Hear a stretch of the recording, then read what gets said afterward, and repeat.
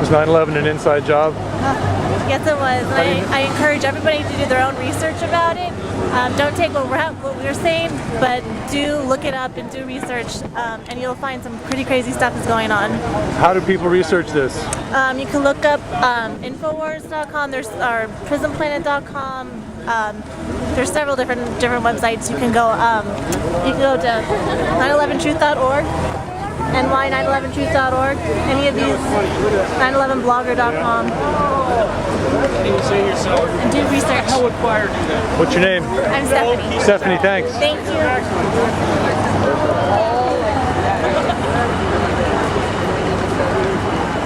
9/11 was an inside job.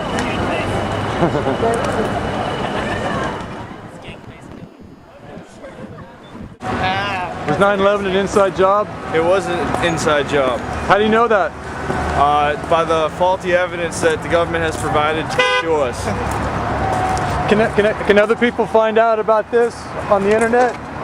Yes, they can. That's very easy. Through truther.org, infowars.com, prisonplanet.com, the Alex Jones Radio Show.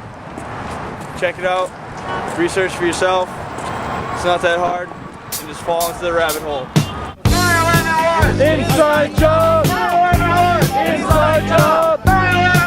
Inside job! Inside job! Inside job! Yes, it was. Inside job! Was 9/11 an inside job? Absolutely. How do you know that? The evidence is just too overwhelming. There's just no, I mean, it's been so many years. NIST has backtracked on 5 different theories for what happened in Building 7. Now they're saying it's thermal expansion. Come on, give me a break.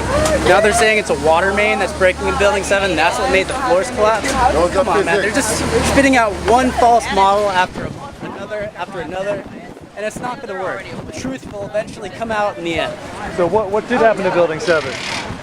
It had to be explosive. They found pools of thermite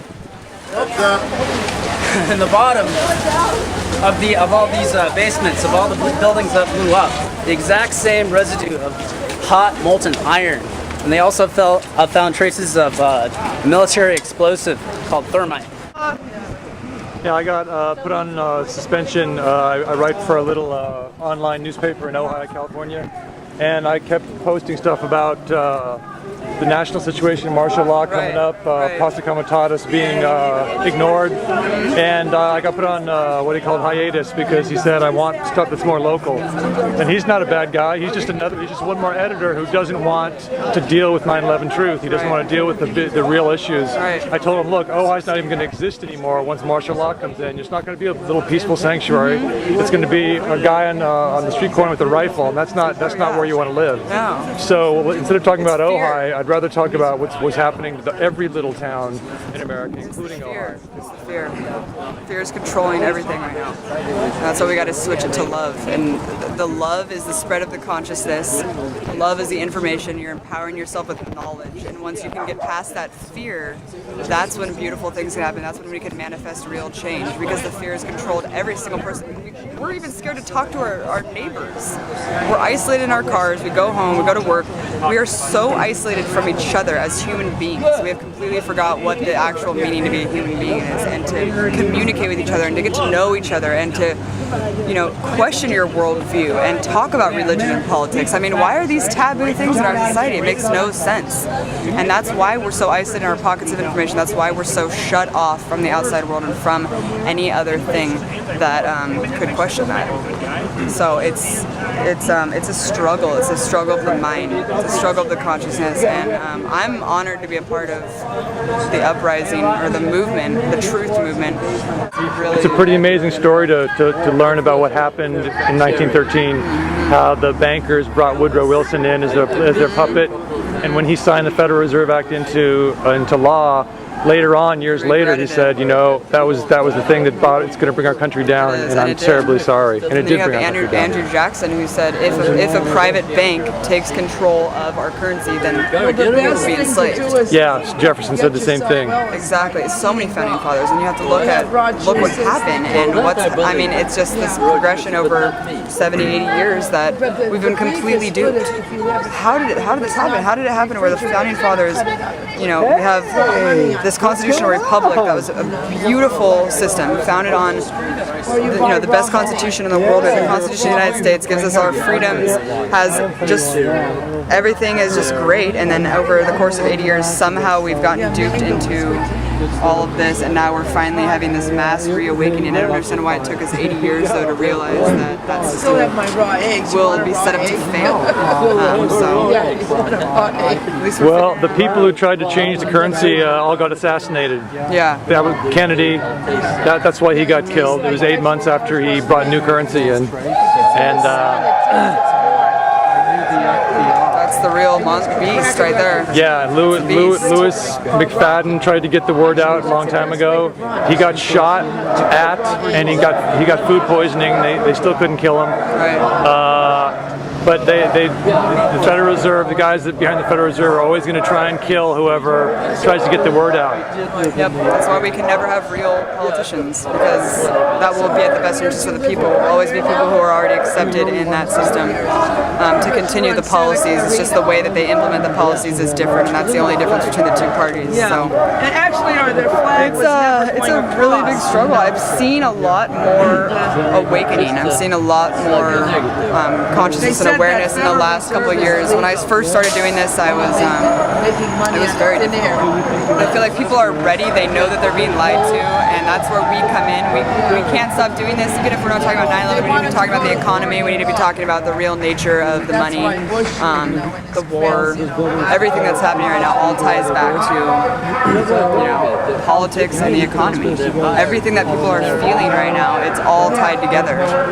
So for people to say politics isn't my hobby, or that's boring to me, you have to kind of break that and just say, well, actually, it's not so much as a hobby. It's all affecting all of our lives in every aspect. So it's really important for us to be aware about the issues and aware about what the real nature of things. Otherwise, we can't ever. Awareness comes before change. We can't ever get together and change anything unless we're all aware of what's happening.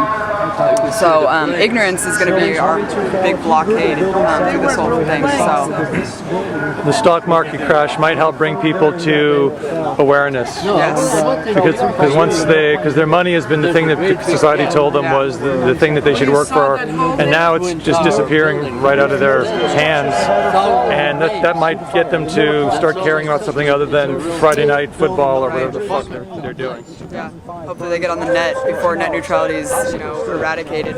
Hopefully they get on and realize what the hell's going on.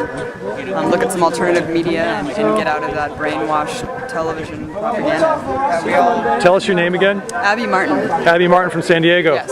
You're the organizer down there of the 9/11 Truth Movement, yeah? Yes. Excellent. Thanks for talking. Thank you very much. Yeah, 9/11 was an inside job, and it's inside us to make sure we get justice for 9/11. We take care of this problem because we created it. This is our country, and we've let it get out of hand, and we're taking it back.